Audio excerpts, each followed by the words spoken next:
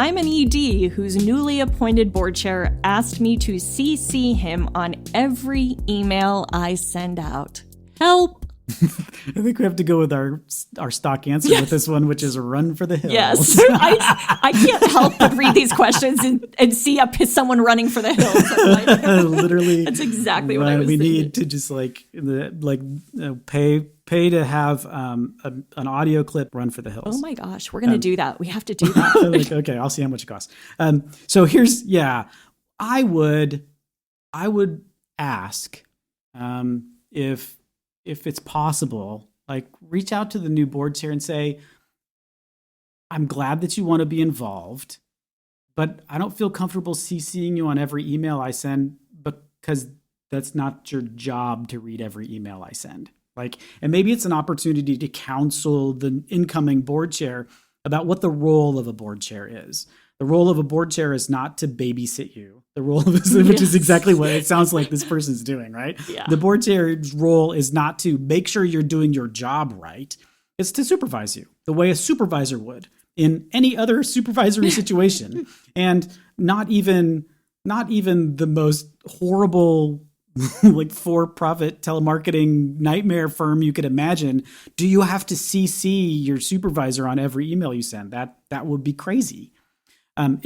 If that's uncomfortable, if you don't want to do that, maybe bring in the outgoing board chair, and maybe the three of you can sit together and sit down and talk about here's how I prefer to be managed. I don't want to disrespect you, and I'm glad you want to be engaged, but that's crazy.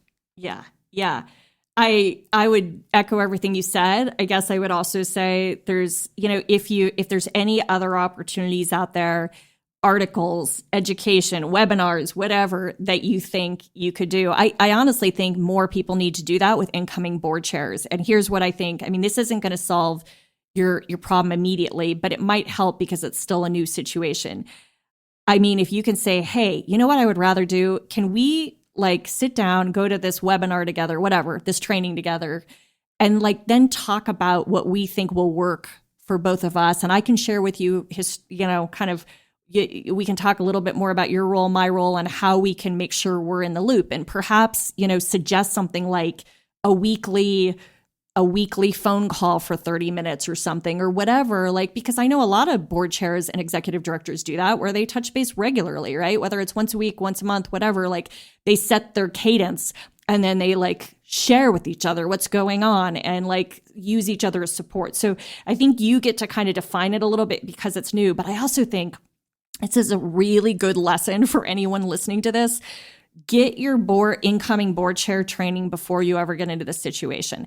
And I think that looks a couple of ways. If your outgoing board chair is a rock star, have that person meet one-on-one with their peer and say, hey, I know you're going into this role. Do you have questions? Let me tell you a little bit about what's worked really well for me, right? So I think that personal experience makes a whole difference. And I also think getting someone the training, they go into a board chair role, they have their own definition of what that means and they don't have a clue, right? So also give a little, maybe give a little bit of grace because maybe this person really means well, but just is a little overly excited right now. Sounds overly excited. Nonprofit governance. Nonprofit answers. Nonprofit board. Nonprofit management. Nonprofit marketing. Nonprofit resources. The Alliance for Nevada Nonprofits presents Nonprofit Everything, the podcast about everything nonprofit, with your host, Andy Shurik and Stacy Wedding. Welcome, everybody, to another episode of Nonprofit Everything. I'm Andy Shurik. I'm here with my fantastic, really smart co-host, Stacy Wedding. We always say that to each other just to make ourselves feel better. We just need to feel better. We don't really believe it. We just really have to do that that we can get through these. So this is a production of the Alliance for Nevada Nonprofits. They support the podcast. And the way it works is you send us questions. You can email them to us. You can put them on the Nonprofit Everything webpage, Facebook, Twitter.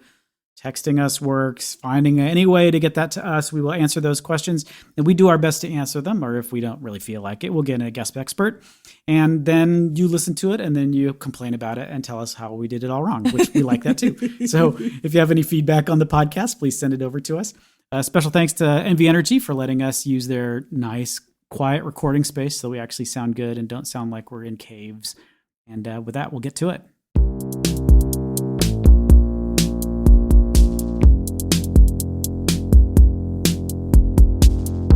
Okay, Stacy, this is a long question, so you have to pay attention. Oh. We could go back and review parts of it if we Okay, need that's to. It is really good. long, but it's I feel sort of like I'm in a classroom right now, Yeah. and your teacher Andy telling me I have to pay read the whole attention. thing. There's so much detail in this. There's so much important detail that helps with this question. If I don't read the whole thing, we won't be answering it. And we want to answer it. So Okay.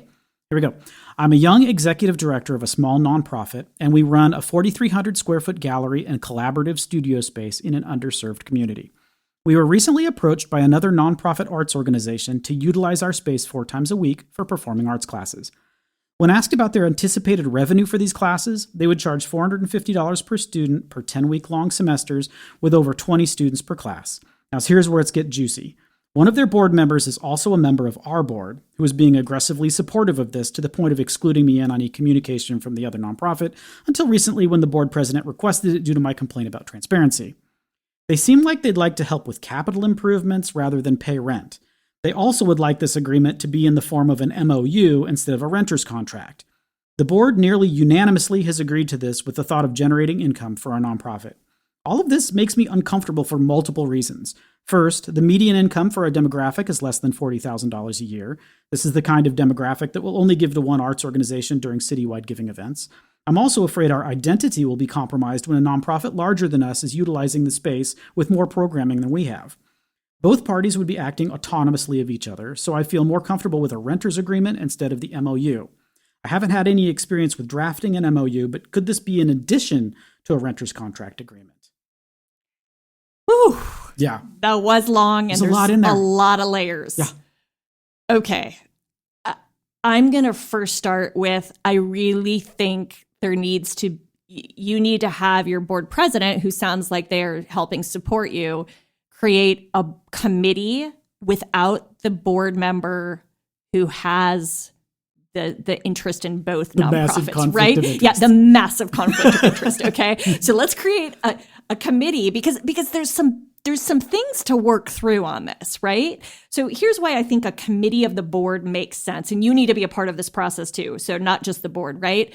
But first of all, you mentioned at the beginning that you were set up as a collaborative space. So as a collaborative space, what does that mean? What does success look like? Because if, is your board just jumping at this opportunity? You said they were looking at the money and income potential. Was that the goal of the intended space? And maybe goals change, but I think you really need to think about, what does collaborative mean? Does that mean that we give a break to nonprofits? Does that mean that we just are offering up this beautiful space we have? I think there needs to be a little discussion and guidelines, because otherwise you're going to get opportunities like this. You could get a for-profit that comes and says, can we use part of your space? How are you handling these situations? I think there needs to be some sort of general guidelines about what is the ideal tenant of this space, what does that look like? So I feel like a committee could kind of work through some of that piece. And also, again, keep neutrality, because what it sounds like is this one board member is bulldozing, maybe has a better relationship or closer, whatever it is, with the other nonprofit, but is bulldozing. And I see so many boards do this, right? They get one strong board member or one board member who's really vocal and pushing something, and because they don't want to create conflict or whatever the story is, they don't pursue it. So you need a neutral committee who can think about this from a what's in your best interest as an organization perspective, right? Instead of any of this other bias. And I think, and you also don't want to be the one having to make that sole decision. I think board members could be great thought partners with you on some of this stuff. So that's sort of my first reaction. And then in that could be exploring, is it an MOU? Is it a renter's agreement? Is it some combo of both? I tend to, I think I was a lawyer in another life, so I tend to go the path of a rent. I mean, to me, this a renter's agreement just seems like good business sense for something like this. But again, I guess I want to know more about what does the actual outcome look like. And absolutely don't let this other organization dictate, we are more willing to help you with capital improvements versus paying rent. That has to be your organization's decision. You're the one opening up your space. So you can take that into consideration if that's something you want to look at, but all of those things come to play for me when I hear this question. Yeah, and I'm going to start with just the easiest piece of this. So there's a lot of hard stuff in there. I'm going to start with the easy stuff. So there's no such thing as an MOU. Like I've seen nonprofits use this term. They throw it around. MOU, for those of you that are not familiar with this imaginary thing, is called a Memorandum of Understanding. And it's basically a contract. So it's a thing that's written down where several people agree to it, and then 2 people sign at the bottom, or 2 organizations sign at the bottom. That's a contract. That's what is the whole point of it, is that here we're going to put some words down, and we're all going to make sure that we understand, we agree on what this says. And this is just a document that proves that we've read it and that we agree to it, and it's got terms in it that we all understand, and it's got a length of time. They're the exact same thing.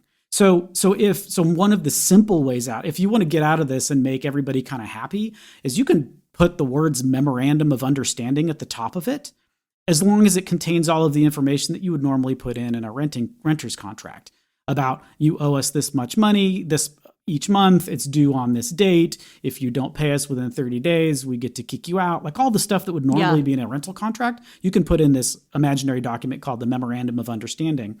And they're identical things. So I don't know that I would necessarily stress about that. I feel like in nonprofits, I hear this a lot, is they want to do an MOU because they feel like it's like a softer thing. Yeah, that's exactly what I was thinking. Right? When It just I heard feels this. like it's not as like contracts sound hard. We might need to get an attorney involved, and they feel adversarial. And this is, I see this a lot. They feel adversarial, and so you don't want to enter into a contract with somebody. And a lot of that is because of attorneys that just come at it with that attitude, where I'm going to try to get 99.9% for my client, and you can have 0.1% on your side. And so we already come into the relationship as like, I'm going to come and try to get you and make you sign this thing that you don't totally agree with. And it's like any service, they send you a contract and it's got like this massive indemnification section that if you really believed it and read it, basically means that if they get sued for anything in the whole universe, you're responsible for it, right? All this nonsense, gobbledygook garbage that gets just dumped into contracts. Can you tell I'm serious about this? Yeah, you didn't like my comment about saying I was a lawyer in a prior life. And I went right down the path you're talking about. Let's be honest. Because I, too, in my mind, MOU feels like this softer, loosey-goosey thing. And I agree completely with what you're saying. If it's signed by both parties and people with authority at both organizations and has the right terms, who the hell cares what you... Yeah. So here's what I'm trying to get at, is like, a contract should not be an adversarial thing. It shouldn't be like, I'm going to give you something that if I get you to sign it, like I got you, right? I've got your soul or whatever. It should be, these are all of the things that we're agreeing on. Think about it as like from a consensus, if it's really going to use some nonprofit language, right? Think of it from a consensus building perspective. This is us together coming up with a list of things that we all agree to. And once we've all agreed to all of these things, and there may be some give and take, I think that's too much, or that's not enough, but what about insurance? Like, you're thinking of all of these things beforehand so that everybody agrees, you sign it at the bottom, and then that's the rules. You're just coming up with the rules, and you're putting them in a document form where everybody signed it at the bottom, and you're all agreeing to the rules. Like playing a baseball game or some sort of sporting event where there's a list of rules that everybody agrees to abide by. And so if you think about it that way, then it's less terrifying and less angry and less adversarial about trying to get them and us to agree to stuff. Yeah. So my perspective to come at this from that other angle, like using that as the direction in, is to sit down with your other organization, like as maybe not like full board to full board, get the attorneys involved at once, is maybe there's a way to do it like executive director to executive director and sit down and say, here are my concerns.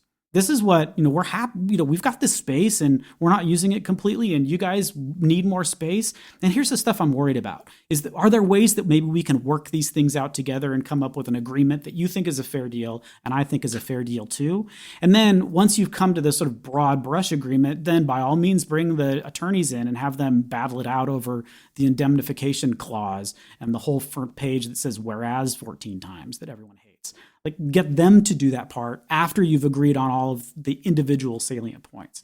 So that might ease your mind a little bit about like, I don't want to get screwed in this. And I feel like everybody's coming at me and I don't think this is a good deal for my nonprofit. That might help. Do you think though, so to the point of, I almost feel like the step before what you just said, like I think the two EDs meeting with each other makes perfect sense, but I still feel like there needs to be some small task force, ad hoc committee that thinks through like what was the intention, behind this? Because to me, a collaborative space really can mean a lot of things to a lot of people, right? And so I think the organization, before it moves forward, this is its first opportunity, it needs to get clear on what does collaborative mean? Does it truly mean that we're going to sort of be like the bright star in the community that's going to just donate this space for people free of charge? Does it mean we're going to give a reduced rate? Does it just mean that we want people that are similar organizations that complement us? To me, there's some really big picture intent questions with the space that need to be thought through, and the organization has to be on the same page before they even go negotiate or have that conversation. Yeah, I totally agree. The question of what's your mission, right? And is this agreement compatible with your mission? You're right. That's a larger committee question, and maybe not an ED to ED question. So yeah, I would totally agree there. I think the committee's a good idea. I think there sounds like it is a very small nonprofit that we're talking about. So I think there's probably subtext that's in here about your current board may be freaked out about cash. Yep. And this to them looks like, well, we'll just do this and we'll get some cash. So maybe that's okay as long as you can figure out a way to get that, explain to the board that if they're just going to use the space and help them fix it up, that doesn't help you with the cash problem. So maybe if there is a subtext and there's more to this on the financial side that was written in the question, maybe dig into that a little bit more, because it sounds like your board is grasping at straws, they're going to come rescue us with this idea. And from the way you write it, it doesn't sound like that to me. No. And the other thing is, there is definitely a sense when you look at some of the wording in this about worried about this other nonprofit being larger and, will it sort of help, diminish your identity or make you less. I would encourage you to really think about this. I understand that fear, but that's kind of coming from a place of scarcity and there's not enough out there. I think in some ways you could turn that on its head. And I challenge you to think about it the opposite way and say, wow, what might this do partnering with or having a larger organization that draws attention to our space and our work that we do? Since we own this space, we can actually even build in systems that show it is our space. It actually might do just the opposite of what you're scared of. It could be you have more attention from some of the program participants or others involved with this other organization. It could involve, people starting to say, who is this organization? Curious about you. So I guess I would worry less about that piece, because I actually think it could benefit you more.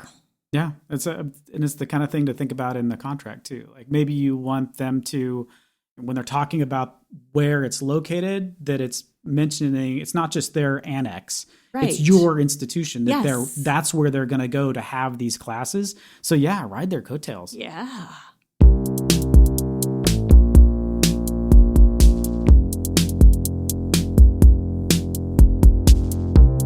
A nonprofit that provides mentorship to young people from underserved communities. We've decided to expand our program to include a scholarship component to help offset the expenses for those who pursue post-secondary education. As we build out the committee, questions are arising. We're wondering if there is an ideal committee size, a certain process we need to use to comply with IRS guidelines, and whether we can give our scholarship recipients a monthly stipend. Are there any legalities, guidelines, or best practices we need to be aware of? I like that question. I think I'm gonna answer several questions in that one question. Yeah, I like that set of questions. So I think I'm gonna answer the legalities and IRS guidelines part, and then I'm gonna let you do the rest of them. Ooh, okay? Because I think you got a better answer for those. So as far as the IRS goes, as long as you're set up as a public charity. So remember, 501c3s can be several different kinds. You can be a chamber of commerce, you can be education, you can be lobbying, you can be a private foundation. As long as you're a public charity, and you'll be able to know that by looking at your 990 or asking somebody that knows, you've pretty much can do whatever you want when it comes to scholarships. So where the restrictions lie is if you're a private foundation, like if you're a corporate foundation or something like that, and you want to give scholarships to the children of employees or people that work for you, you just have to have something in place that proves that it's not just you're trying to get away with not paying payroll taxes. Because that's what the IRS is really concerned about, is that if you're pretending it's compensation and using it as an alternative form of compensation. And of course, the reason that rule exists is because someone cheated and tried it. So as long as you're not trying to pay somebody, as long as it's not going to the children of employees, all the basic conflict of interest stuff, you're pretty much in the clear on all the sort of IRS and government pieces. I will add to that because I have worked with organizations, public charities, and the private foundations and the corporate foundations who've done scholarships. And many of them, just to be on the really safe side, adhere to what are some very basic common best practices with scholarships, right? Making sure you have an objective and neutral process, making sure there isn't, right, any private benefit to someone on the committee who is reviewing things, making sure that sort of there's a large enough charitable beneficiary class, right? This isn't like a scholarship that's for somebody it's like uniquely designed for someone based on the criteria, but there's enough people, right? So I'm a big believer that should just be followed, just from a best practice standpoint and doing it in the utmost kind of professional way. But I also think one of the questions was, right, how should we pay a stipend directly to the recipient? I mean, the short answer is you can do that. My recommendation, though, is that if you can pay it to a third party, if it's a third party scholarship, or if it's a scholarship to a college, university, trade school, you should be able to make payment to that entity. And the benefit of that is that entity can sometimes verify some of the things you need, like GPA or like criteria, because that entity is set up to do it. They also can confirm enrollment. I have seen too many organizations where like a private scholarship is awarded directly to the individual, and then that individual disappears and they never hear back and they lose their money. So there's sort of an extra layer, I think, of protection of making sure the money gets to where it needs to go. But that's also more, that can be more work for everybody. No, you have to keep track of that if that's what you need to do, but you're going to have to keep track of it anyway. Yeah, I think that's a good point when you're determining. I'm like one of the questions was like, how big should the committee be? Well, the committee should be as big as it needs to be able to do the work and to guarantee that it's not doing it the wrong way. Like, for example, what you don't want is a donor to give you money and for that money they gave you to end up as a scholarship for that person's child, because that's just nothing but avoiding taxes, and you're going to get in trouble. The donor's not going to get in trouble. You're going to get in trouble. So like making sure that those policies are in place and that everybody understands what those pieces are. And to your point about making sure you understand what the restrictions you're going to place on the student that you're giving things to, like is it really for tuition? Is it for things outside? Because I agree with the tuition stuff. If you can make it something very specific, where if you're giving it to an institution that's going to be able to pay the tuition and you can sort of assign it to that person's account to be used and then potentially either claw it back if they disappear or have that money redirected to a different student, I think that sounds good. As far as like stipends, though, I feel like I see this. I saw this a lot at the food bank too, where a donor would decide to give us like supermarket gift cards because then we had to buy food with it. And it felt very distrustful of the institution that you're going to give, make sure that I can give you a restriction, but I don't trust you. So I'm going to give you some sort of way that you can't actually do anything different than what I told you were supposed to do. And it doesn't feel like that's so, I don't know. If I were on the receiving end of that, I would much rather have someone say, and we're also going to give you $1,000 for room and board. And that's up to you to make that decision on whether or not you're going to spend that money on what I gave it to you for, and not try to restrict it in some sort of paternalistic way of, I know better than you do because you're poor and I'm a donor. Yeah. I think there's a balance there, right? And the other thing, and Andy, I don't know if you've heard of this, but I had done some research not too long ago related to another scholarship issue in my world. And one of the things that also pointed out that let's say you've got a donor that literally funds your scholarship program for your organization and also serves on the committee, there is actually a lot of sort of rules out there. And I don't know, from what I could tell, it sounded like it applied to even public charities, but from what you're saying, this may not be the case. But it actually was saying that donor still needs to be an equal voice in that scholarship process. Like that donor can't have any more say because he or she is the one who funded this scholarship program, right? They get the equal vote with, if there's 5 other committee members, with the other 5 members. It's not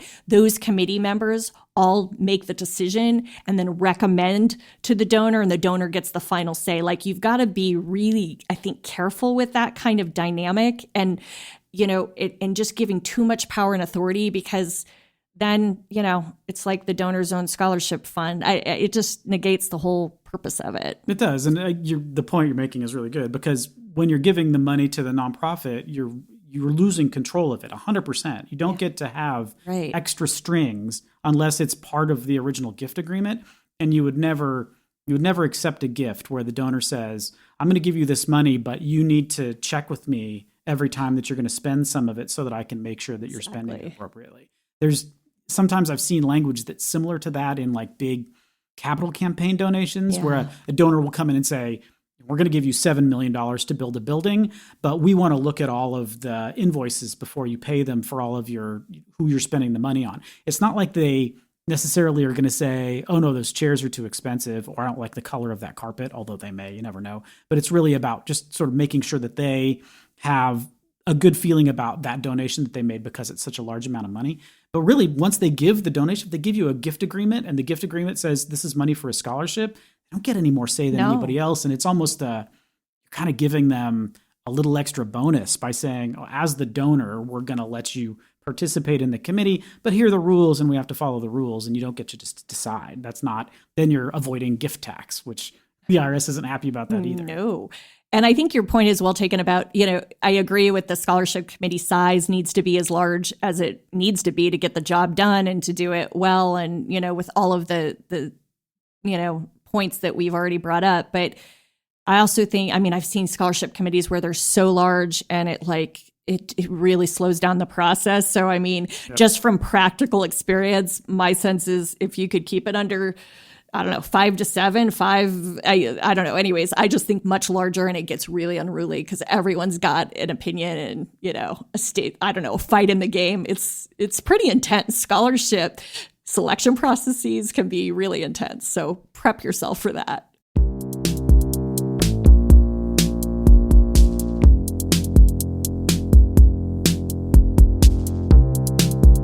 So the Olympics are on, and I have been watching them. How about you, Andy? I have. When I was a kid, I used to think the Olympics were the coolest thing in the world, and my kids do not care. Oh, like the Olympics are like, the Olympics are on, and they're like, yeah, bye. They want to go do other stuff. I'm like, yeah, but it's the Olympics. It only happens once every. Huge. They don't care. It's crazy. Anyways, I've been thinking a lot about the Olympics, and when they make it to that final finish line of whatever it is they're doing. And that's what you just did. You made it to the finish line of this podcast. So I don't have a gold medal to give you, but know that, we're sending our love and appreciation for you listening. And as always, we appreciate you as our listeners. We appreciate Alliance for Nevada Nonprofits for making this possible, and also just your questions. Please keep the questions rolling. You can send us a voicemail, 702-900-4656 if you want to go old school, or you can just, tag one of us on social media, find us via text, email, whatever.